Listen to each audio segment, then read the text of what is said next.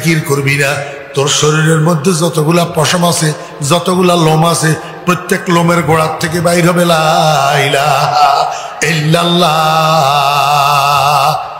अगर हर मोए मंदारद जुबाने যে তোর আনম্ব হারিয়ে দাসে তানে।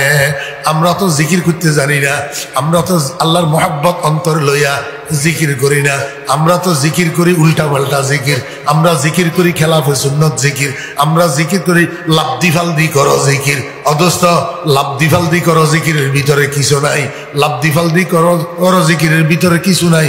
জিকির করিবা অতীব গভীর হয় রজনী যখন, অতীব গভীর হয় রজনী যখন, নীরবে প্রভুর নাম জপিও তখন।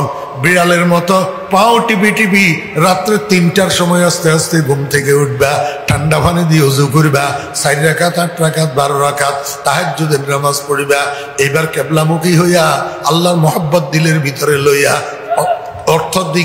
অর্থর দিকে খেয়াল করিয়া লা ইলাহা, আয় আল্লাহ আমার দিলের ভিতরে যত গায়রুল্লাহ আছে সমস্ত গায়রুল্লাহরে বাহির করলাম, সমস্ত গায়রুল্লাহর মধ্যে লা ইলাহার আগুন লাগাইলাম।